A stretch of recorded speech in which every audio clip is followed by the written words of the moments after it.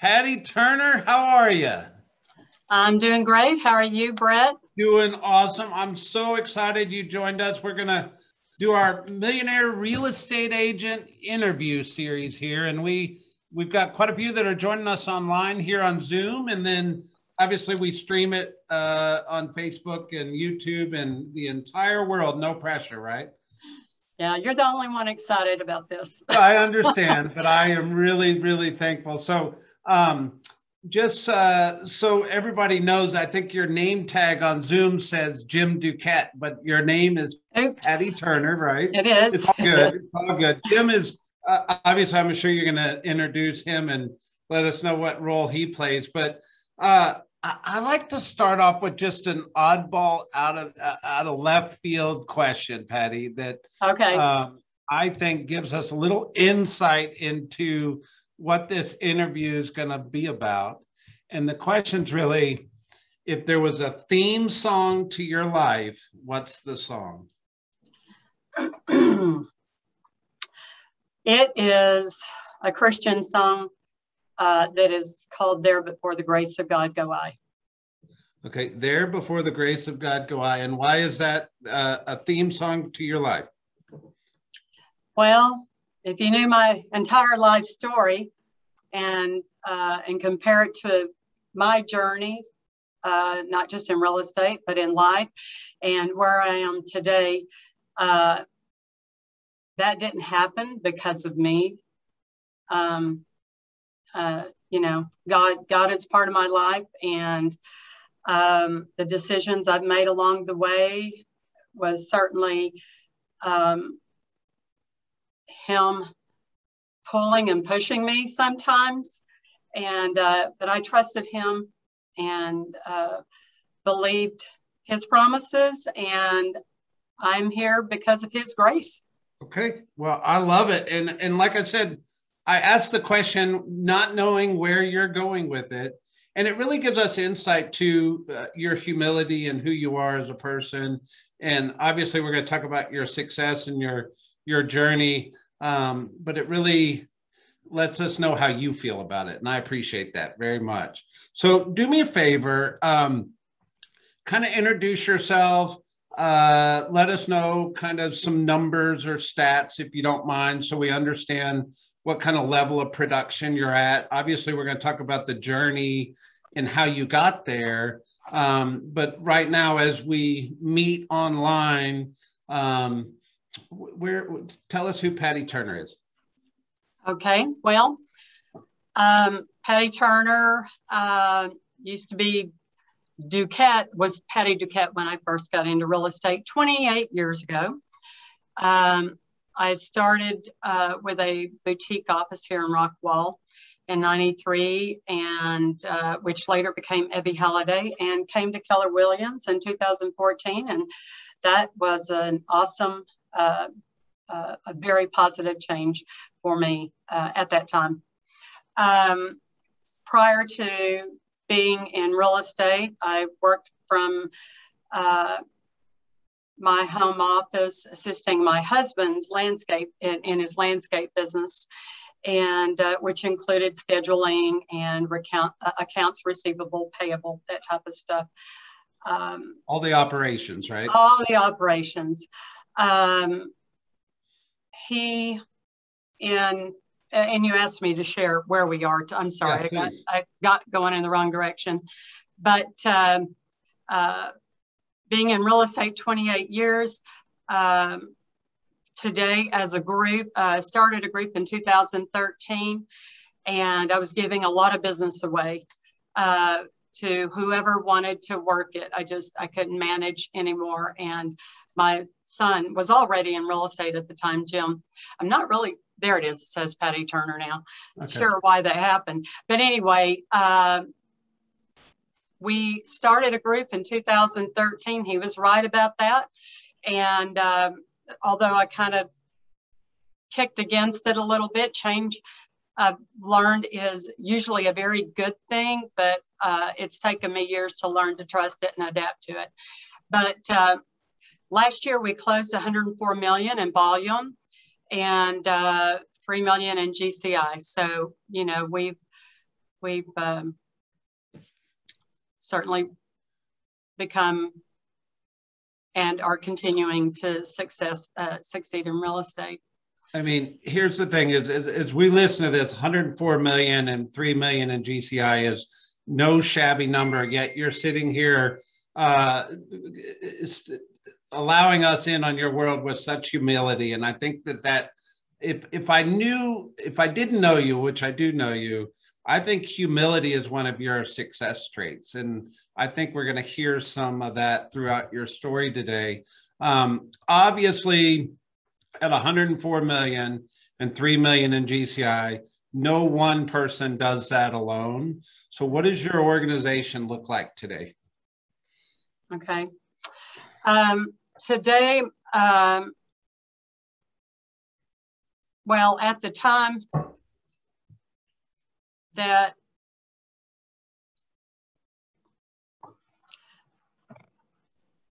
today, the way our organization looks is, you know, we have the right people in our organization, between assistants, marketing people. You know, Jim is the director of business development. We have an operations director. We have it's been really about a lot of things, but the hiring the right people and allowing them to grow and sometimes they grow into a job position, or I'm probably not saying that right, but that we didn't even think of. So that's kind of what our organization looks like right now. We have 25 with our admin pieces and agents. We have 25 total licensed agents. Perfect. So 25 people are in this organization called the Patty Turner Group that gets to bear your name, yet the success is the team, right? And I know that about you. Yes.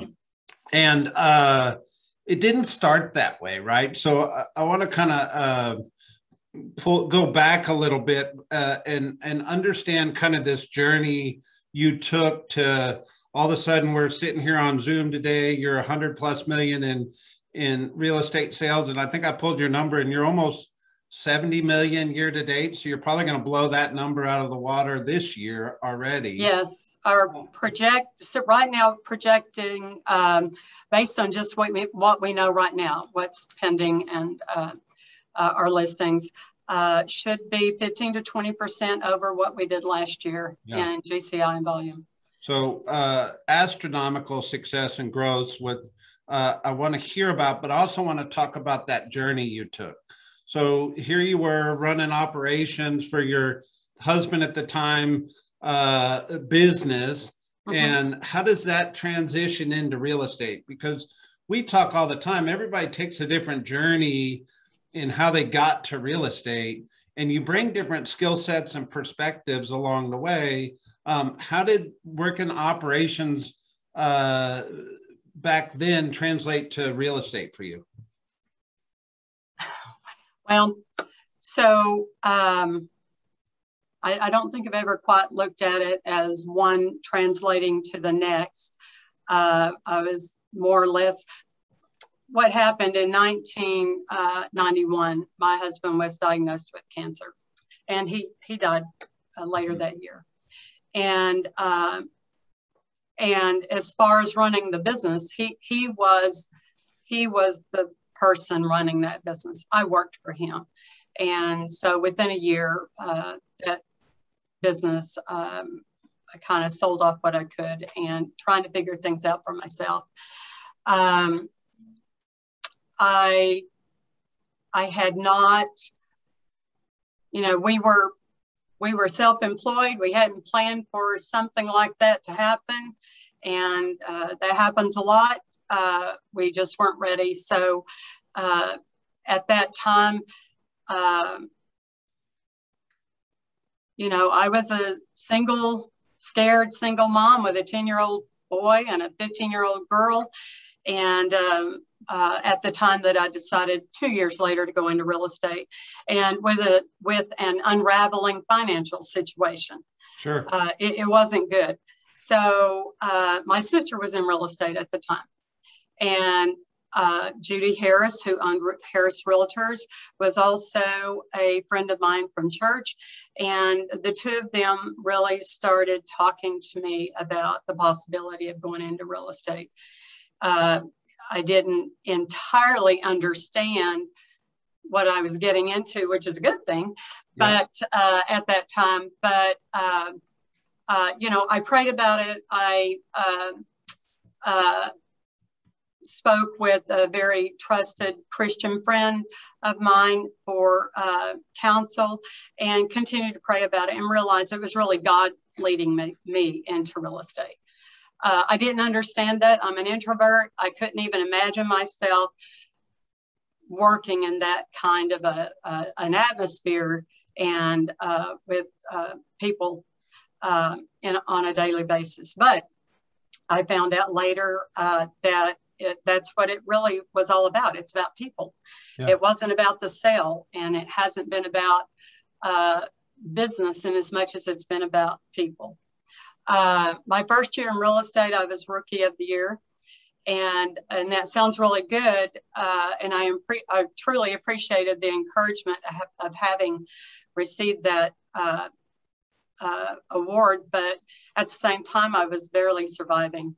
And so, you know, I took as much phone time as I could, did everything that, you know, calling the expireds, visiting FSBOs. I didn't call them. I went and knocked on their door. Back then. They were at home during the day sometimes. Yeah. And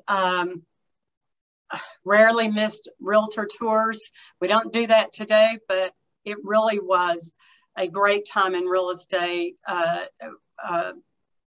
It's an educational thing. It was very educational.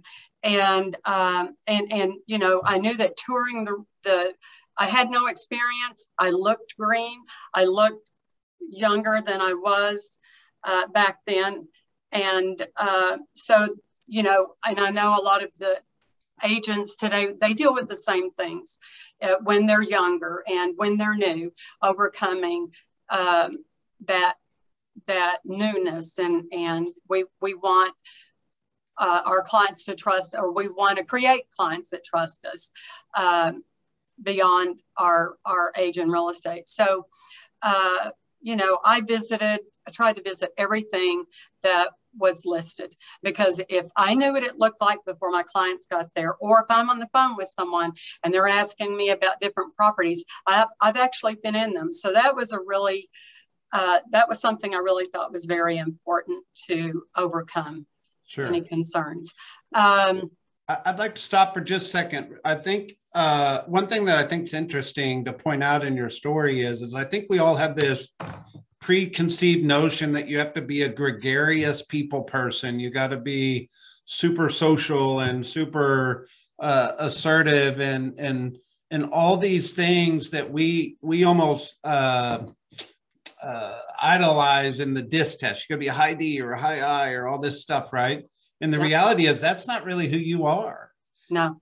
And so one, I think you're an incredible success story for somebody that maybe doesn't fit the stereotype, right? But I also think the other thing I'm hearing in your story is hard work and grit will persevere anything. Yes. And here you come into this industry coming off of an emotional time in your life with a little faith. And of course, you're winning some awards, but your life's not really pretty behind this curtain at the time. And but your grit, your determination, your hard work is certainly what took you where you needed to go in the beginning, is what I'm hearing. I don't want to put words in your mouth, but that's what I'm hearing in your story. Yes, this is true. You know,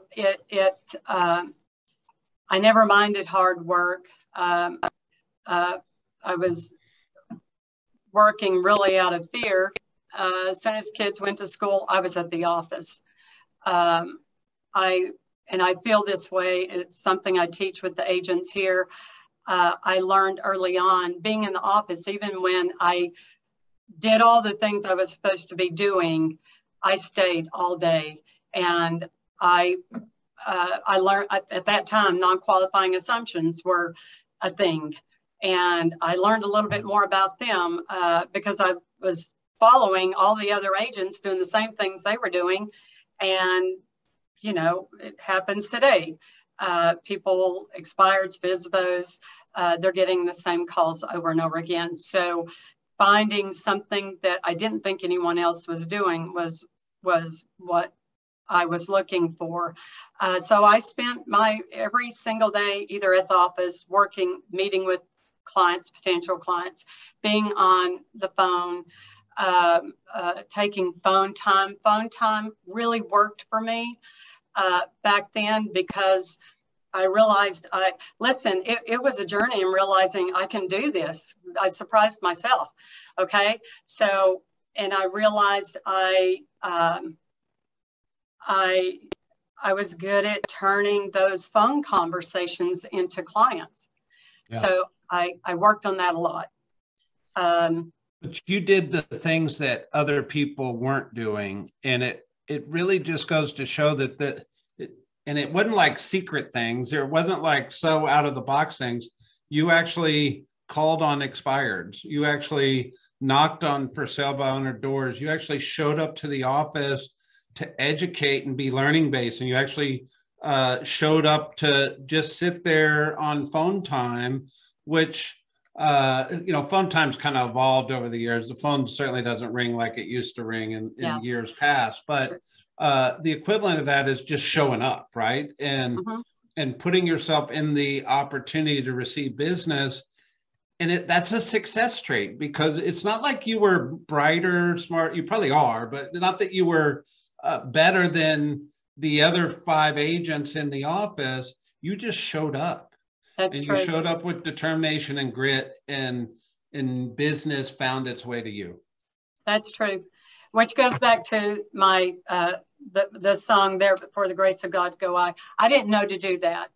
I did it because I didn't know what else to do, for sure. We didn't have mentoring programs. We just kind of had to figure it out. And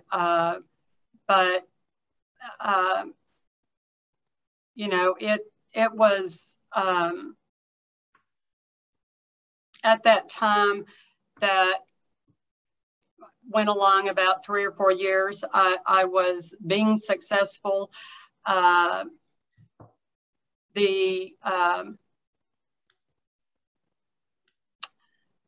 was still barely surviving.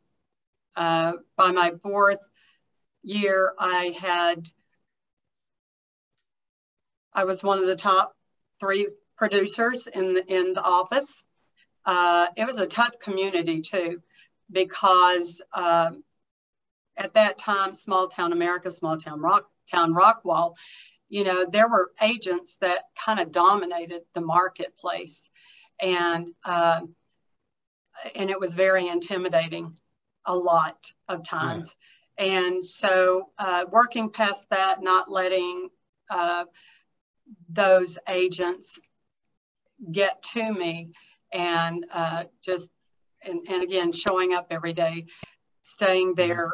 The other thing that I really noticed, and this is one of the things. Hang on, Patty, I want to touch on that real quick, because I think you're saying small town America. Rockwall's a bedroom community of Dallas, Texas. So it's separated by a lake. So it certainly had a small town feel in the 90s, but it was attached to a metropolis. 1, I think that's important. But 2, I don't think any market's immune to what you just said. So there's always going to be those agents in our mind that are the big, powerful, oh my gosh, yes, I'm going up against them, or they've been doing it for 30 years. It's probably what all the agents worry about, going up against a listing against you these days. They're like, oh my gosh, I'm going up against Patty, right? But back then, you had the emotion on the other side of that coin. How did you coach yourself through that?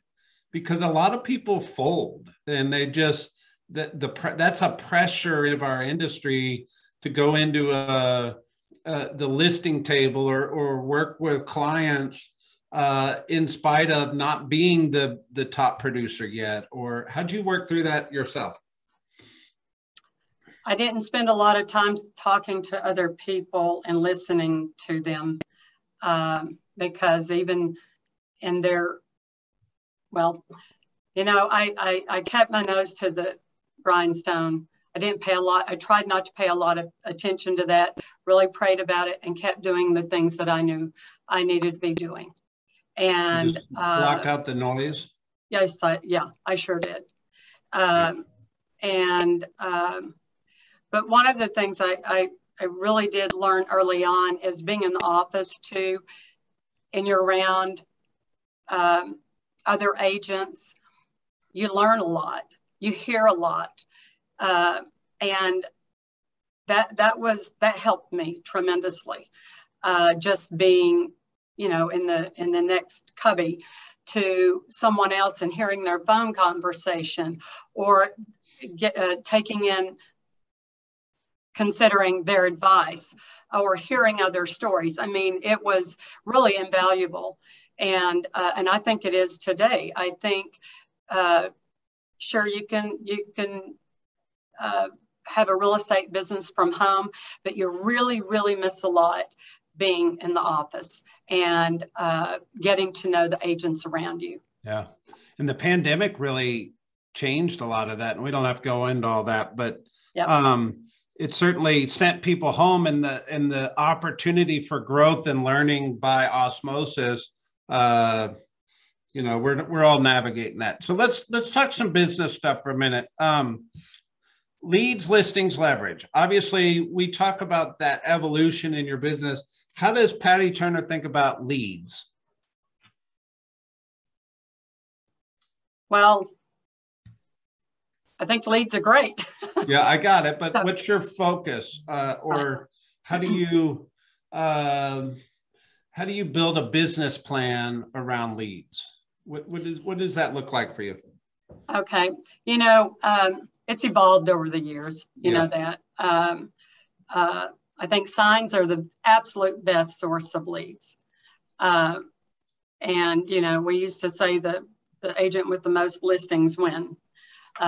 It's just kind of but definitely that is one of the best lead sources. In the early 2000s, Realtor.com, that's about the time they came on the scene. And at that time, we kind of started noticing we're still trying to get used to the internet at this point, and the new type of business and the changes that were coming along. One of the first things I did, though, when Realtor.com came along, they weren't selling leads. We didn't know who Zillow was yet. And, but at that time, they would allow you to kind of have your own presence on their website.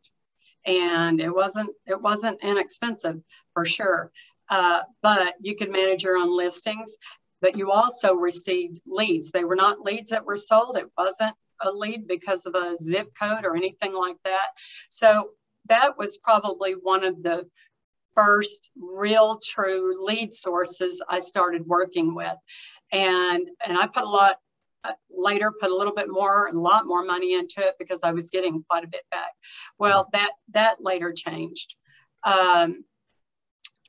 The lead source today, and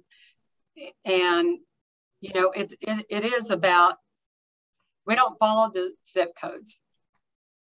We tried all of that, as everybody else did quite a while back. But it's really about getting on the phone. It's about calling. Conversion's worth more than the actual generation, it sounds like. Yes, yes. Yeah. And we have call times, and I do it myself, staying in touch with your database, reaching back out and looking at, you know, they bought their home 5 years ago. Average person sells their home every 3 to 5 years.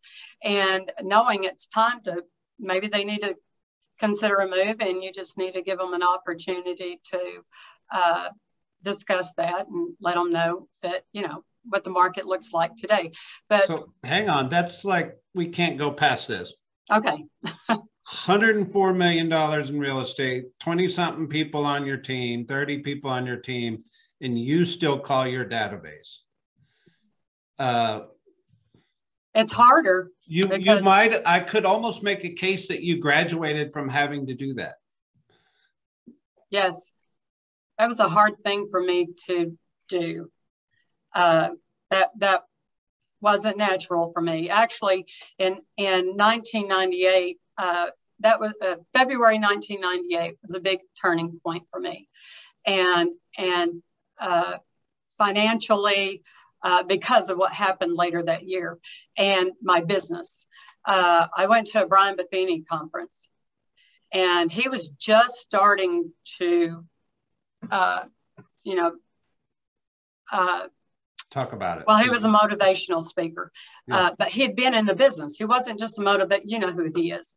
And he had been in the business. He had done exactly what he was projecting and recommending, you know, this works. And one of those things was that I realized I wasn't staying in front of my database. I wasn't building a business. I loved my clients, always go to closings, and, you know, I would thank them and say, I didn't say goodbye, but, you know, it was kind of it's been great working with you. So it was kind of like bye, and hoping that they would use me again, of course. Yeah. So this is the second time this has come up, because you made comment in the beginning. You said, I realized it wasn't about the sale, it was about the people. Yes. And then you get busy working and you're building your business, and you go to this conference with the keynote speaker said, and you go, you know what? I forgot it was about the people.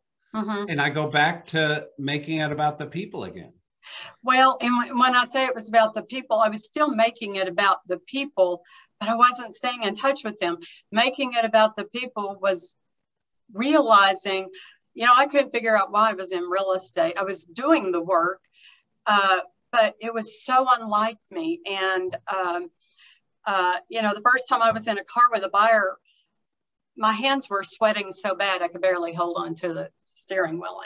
And yeah. It's funny to think about it now. And I knew them. I already knew these people. So, but saying it's about the people, I always had, I didn't have to remind myself. I realized early on that I was in real estate because of people, not necessarily for me, but that God was going to bless me out of that. And so my life is about people. Our mission statement is, I'm probably getting ahead of everything, but it's not about us, it's about you.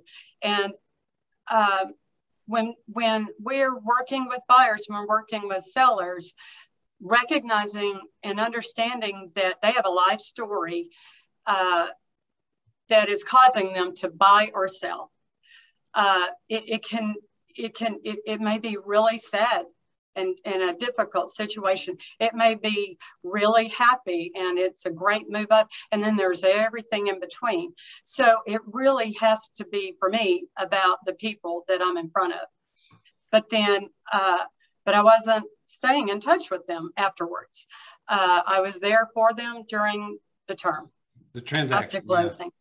Yeah. And so, you know, Brian Buffini coming up with this, it was such simple stuff. You got to have a database. I barely knew what a database was. You didn't have to understand.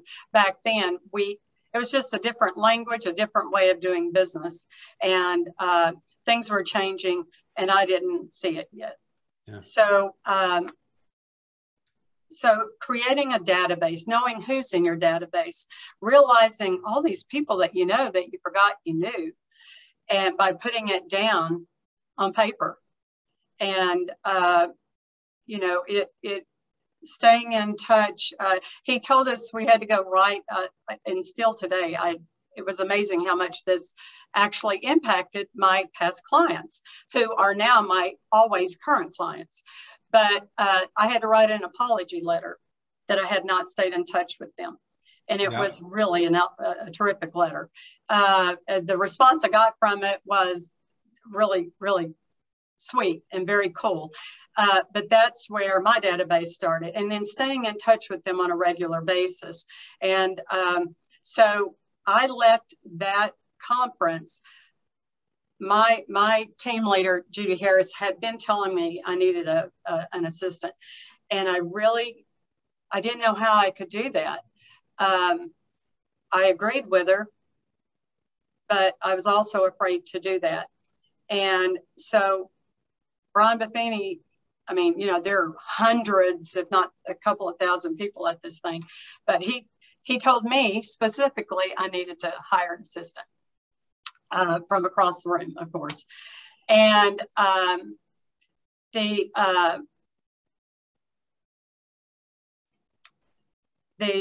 thing that I took from that was, of course,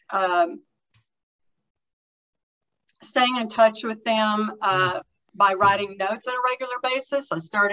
I would pull out 4 or 5 notes, set them on my desk for the day. I realized I had too many. So I had to go back and do something that I knew that I would keep up with and achieve every day. 3 was enough.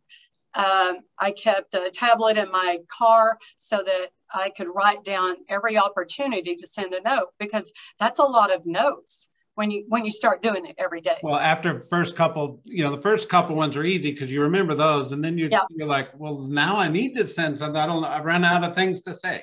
It's true. It's true. And I remember meeting a client at the gas pump, and we kind of talked about her family and different things going on.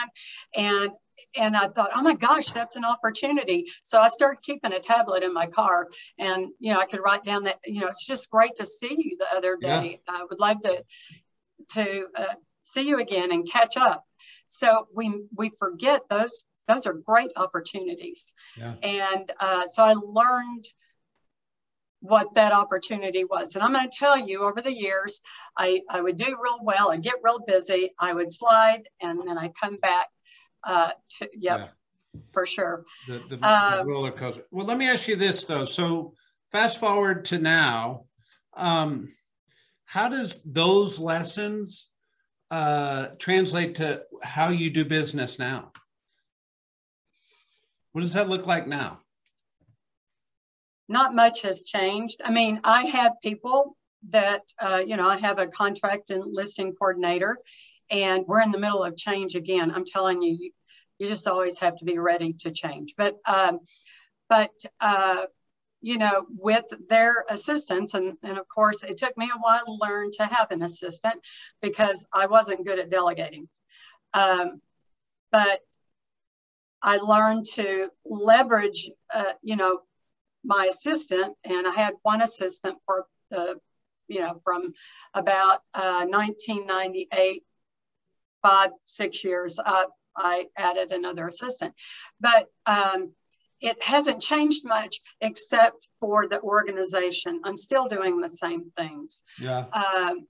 Every now and then, we add something different because real estate around us is changing, and the way we do business. But you keep doing that.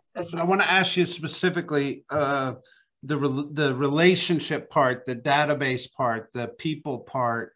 You've learned some important lessons in your journey about how really at the end of the day, it's about you, not I, as what I heard you say, and it was about people, and you had to write that apology letter. We've even got a comment in the chat. Can you share that apology letter? I will. I'm thinking 20 years ago, you still got, oh, you have it? Yeah. All right. Well, if you'll send it to me, I'll get it out. Okay. But how do you translate those lessons to a group of people and make it about the people? How does your business today at 100 million still look like it's focused on relationships and database? Well, for me personally, and of course I have quite a few different hats. Yeah, of course. That I wear. And But for me personally, with my database, and then we'll talk about the group, again, I send out every single month. My clients are hearing from me. I plan that out in the beginning of the year, so we're not scrambling every month. And what are we going to do each month? And and then it's up to my personal assistant to come up with whatever that item of value is, that letter. And I try to make it something that they're willing to be a part of. It's not just another piece of mail. They it's have got some kind of shelf life to it. That's right. That's right. And we're trying. We reached out with the group. In my situation with the group, it's not about me. We teach our I'm sorry, I'm getting lost here. Our group agents, what it means to put your clients first. That it doesn't matter. It does matter if it closes. It does matter if you end up in a contract or not, whether or not you get the listing. But every meeting that you have should be treated as if it was, and it is, very purposeful, not a mistake. Make the very best of the moments that you have with the people that are in front of you. Yeah. And I know that's not naturally something that happens with everybody. I think for some, it takes a while to really understand that concept. And when they realize that it really did make a difference, then they're able to start implementing that into their business. Yeah. But that is something that's really important to us, that our agents in our group understand. And we don't look for, when we're looking for talent in our group, and it's one of the reasons we've maintained a smaller group. It's really about the kind of people we have, not numbers, not how much they're producing. We try to, and have been very successful most of the time in recognizing that talent and then help them to grow from that point. But that concept about making your business about your client, about the people in front of you, and listening and adapting your business to them is really, really important. Yep. With me, with the agents, it's the same thing. I'm there for them. What they do is really, really important to me. I love seeing them succeed. Jim was telling me, you got to start a grapevine, because I was just passing out leads and not asking for a referral. I just, there were people around me that needed the business, and I was happy to give it. But starting the group and doing the same thing made a lot of sense. I just was sure I never wanted to have a group, but I do love it. I love teaching. I love seeing the success stories that happen within our group. Yeah. And I love my agents, and they are important to me. So let me ask you a DNA question, because I'm hearing you talk so passionately about the people you choose to be in business with and choose to be in business with you. And there's really a DNA question I want to ask here, which is kind of, I always think like great marriages have commonality and values, or great teams kind of have a DNA thread that keeps them all together. Are you even aware of what that thread that makes your group special is, or could you even put it into words? Well, yeah, I think it's exactly what I was just talking about. Yeah, that's what I was thinking. Yeah, it absolutely is. And sometimes one of the hardest things for me is recognizing when we have someone that really doesn't fit our culture and having to let that go. That's not fun, but it's real important to us. And the moment we start not paying attention to that, it will change. And but this is that is the DNA.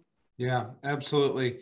And how are you purposeful about creating that, or did it happen by accident and you just learned it, or were you intentional about who you got into business with, who they were as people? I'm sure some of it was probably both, but just curious. Both. Mm-hmm. Yeah. It's been a process. You know, I'm very compassionate sometimes to a fault. It's gotten me in trouble, but I've had to learn how to, I want to help everybody, and I'm a giver, but I've had to learn how to be cautious with that, and in making the right hires, bringing on the right agents. But this is one of the first things we talk to with whomever joins our group, whether they're in admin, whether they're one of our agents within our organization, is this is our mission statement. It's very, very important to us. And this is above all else that we do. If you can, if this can work for you, and we're going to teach you what this means, and I'm sorry, then, we can teach the rest. Yeah. If they're willing to come along with us. Yeah. I don't know if I answered that correctly. You did. So I'm going to ask you to teach me something. So I know that you're a great listing agent. And to be a great, one, I always tell people, actually becoming a listing agent, I think, is one of the hardest leaps in real estate outside of hiring your first assistant, because it's very strategic and things like that. But if you were going to teach me or our audience, or just remind yourself, how do you become a great listing agent? A lot of practice. I mean, it is a scary thing. It was very scary for me because, for other agents out there that are somewhat introverted, being one-on-one with somebody that you don't know is about the scariest thing you can do. Okay. Yeah. But I learned, I realized quickly, I love real estate. It was different every day. I'm easily bored, and I used to work for Mutual of Omaha years ago, and it was a boring job. Every day was tedious. Yeah. And I knew comparing it to that, being in real estate, every day's a different day. Still today, after 28 years, every day is a different day. You have a new client, you have a new situation. And I love that about real estate. But getting listings was the hardest thing. Finding buyers was fairly easy, but getting that listing, getting that appointment, of course, like almost every other agent, you start hopefully with family and friends. Yeah. If you can get that sign out there. And what I learned is that sign was my best friend. Making sure people notice the sign, other people in the neighborhood, sending out notices that I just listed that property. I think it was kind of an accident, but it was really hard overcoming that because nobody knew me other than the name on the sign, perhaps. If it wasn't friends or family, I was on phones and someone said, I want to list my house and I'm interviewing agents. So I knew I was going up against other agents, and I was pretty sure they had all been in real estate longer than me. Yeah, of course. I didn't have a good listing presentation yet. I think about the first several listing presentations I went on, and in part, I don't even know how I got the listings, but I think my data was good and correct, but it wasn't polished. Yeah. Okay. And once I realized that my presentation needed a lot of work, and once I realized that, I started working on it, and I came up with my own presentation. Today, there are programs out there, of course, that you can pick and choose from. They're all, most of them, very good, but we didn't have anything back then. So at that time, at least, I couldn't find anything. So the presentation was really, really important. If you're making sure you understand the business in your marketplace. It's about each individual agent, even if you're new, go out there and find out what's going on in your community. Go to a city council meeting. I think they're really interesting. Find out, make sure you know what's on the market.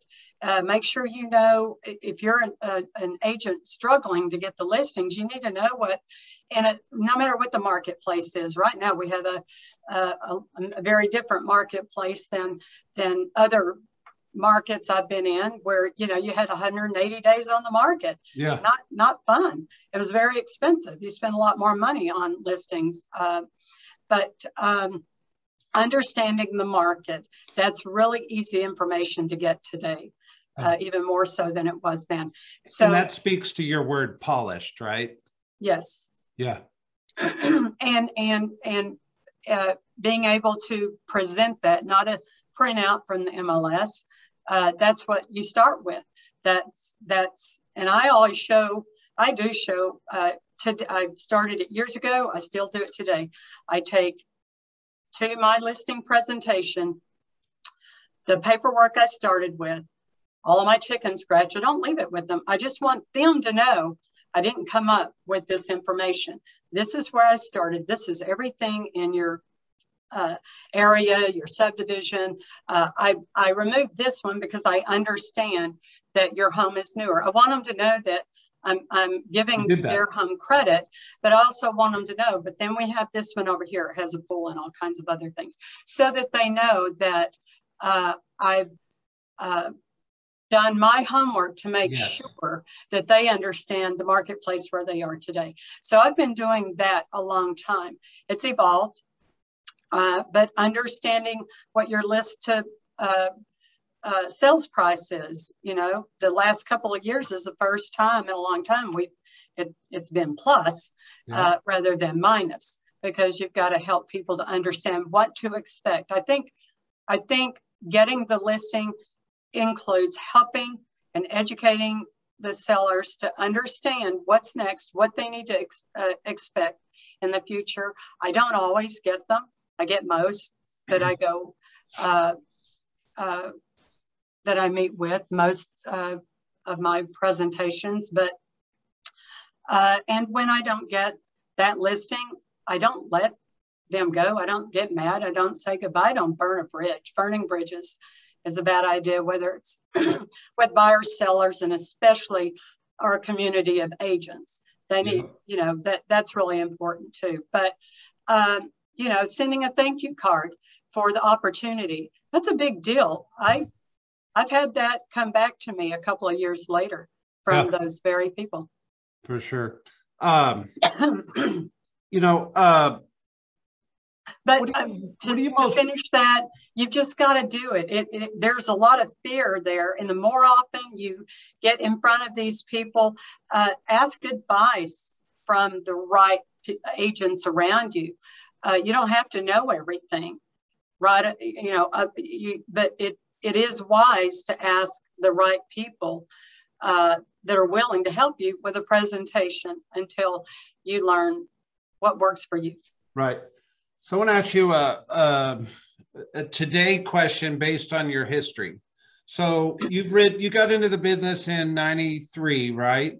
Yes. So you rode the high market of the late '90s, early 2000s. You rode through the recession of 2008, 9, and 10. That was we're certainly in what I call an acute seller's market right now. Yes. And the market's blazing hot, and it's inevitable to cool down at some point, right? But what do you, obviously at some point in time, we just stop paying attention and just work. But what's Patty Turner's crystal ball say? What do you think? Where do you think the world's going? Where do you think real estate's going? You see a lot. I'm just curious. Okay. So yeah, we really are in and I wanted to speak to 2008 to 2010 really, really quick. Yeah. That was a period of time that a lot of agents were getting out of real estate, and they were my biggest years up to that point, those next 2 or 3 years. They were difficult. They were really difficult times for sellers, but that's when they really needed us to be their advocate even more, and to listen and be available. So, so don't be afraid of a harder marketplace. Well, the value of the real estate agent goes up in the harder markets. That's right. Oh, yeah. I learned that. Yes. Yeah. So the crystal ball, yeah, we've a lot of agents have gotten into real estate because it looks really easy, and but the interesting thing, and I think a lot of new agents would shake their head to this. It looks easier. People are paying more than they should or had to in previous years for property over list price, but it's really a more difficult time in real estate for a lot of people that need USDA, that need VA. And when you're considering the people that need real estate, it's really very difficult. It's very difficult on agents because they're navigating 10 to 15 offers every time they're submitting an offer for their buyer. And sometimes that can make you eventually look like you're the problem. Yeah. And it does. I see what's happening.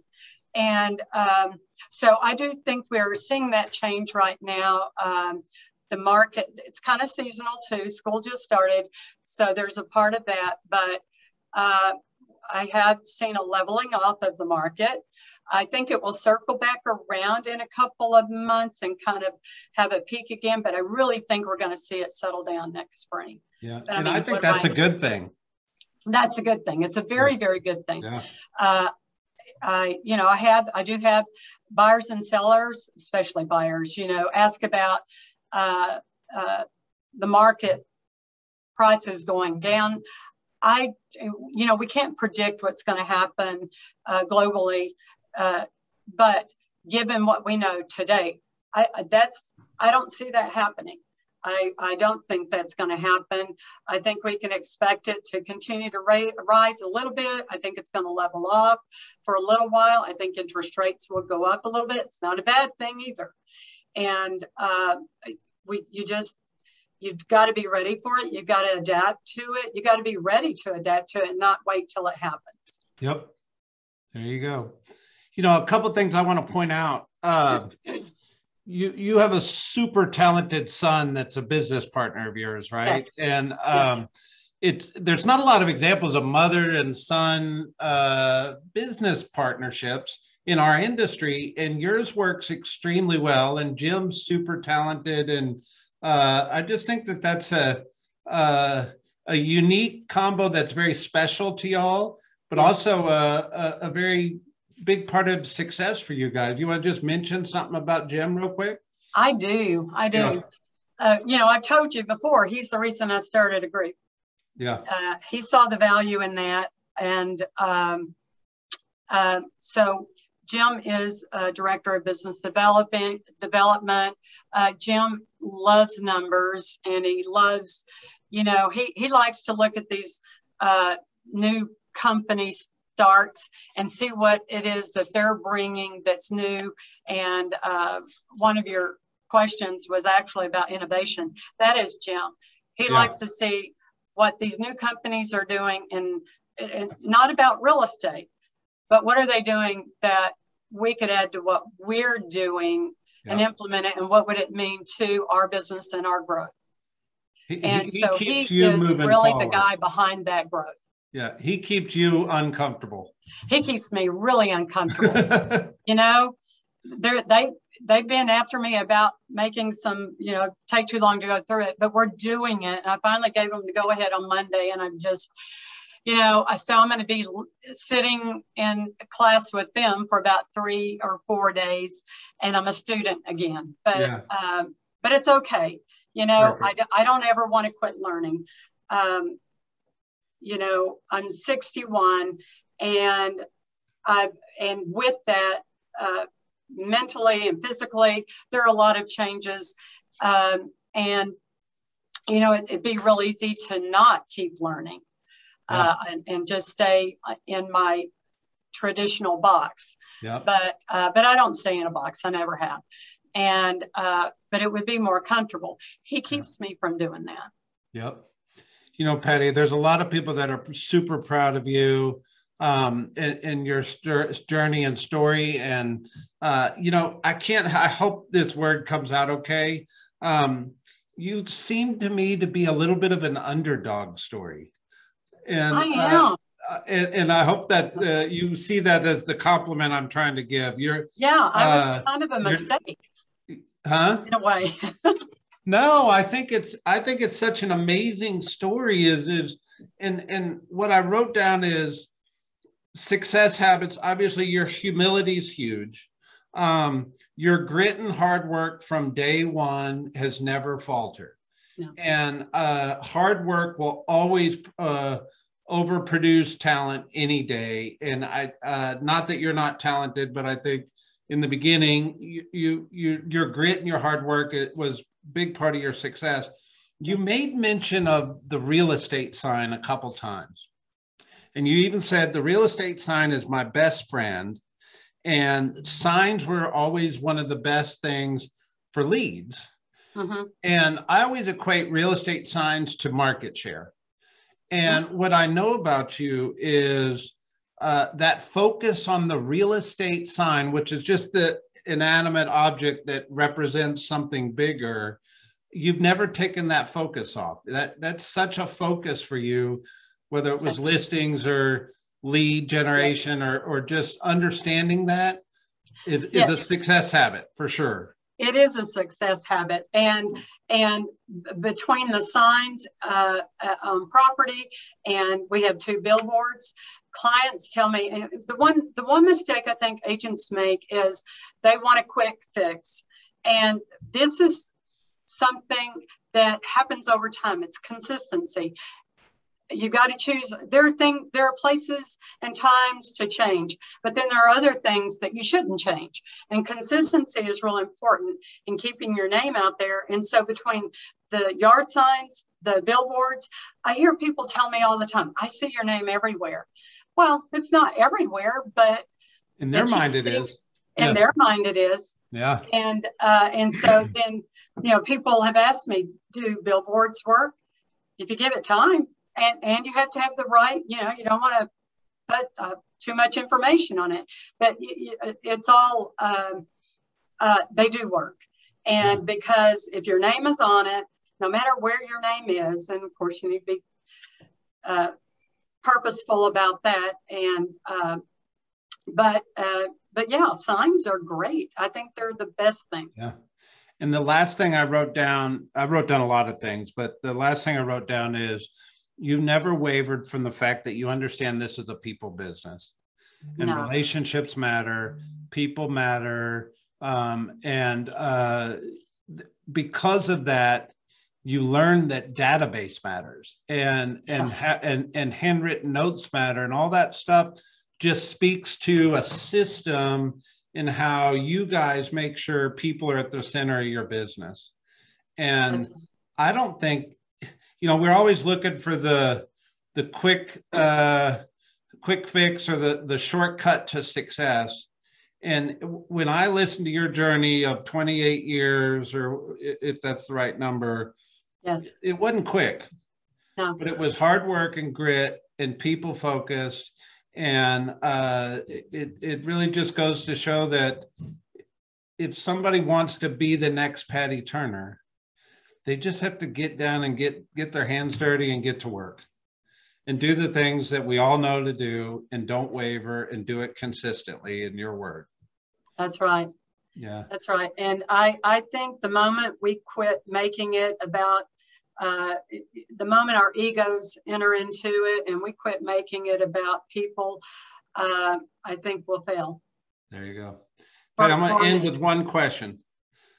28 years, even before that, what are you most proud of accomplishing? I'm most proud of accomplishing you know, my kids were able to go to school. Yeah. And I have two wonderful adult Christian children with, I have 8 grandchildren. I'm very proud of that. And I do have, we have a wonderful group of agents that we get to work with every single day. And that's a big accomplishment. Yeah. And financial freedom. I mean, I you know, the story behind that is really unbelievable. And the just that financial freedom, that was a great accomplishment. Well, you went from winning awards, but barely keeping life going. That's right. To financial freedom, and the path you took there, you shared with us today. So I get it. Thank you for your time. You're amazing. I know it was out of your comfort zone to do this interview, but you were awesome. So thank you so much, Patty. Okay. Thank you, Brett. Have a good one. All right. Bye-bye.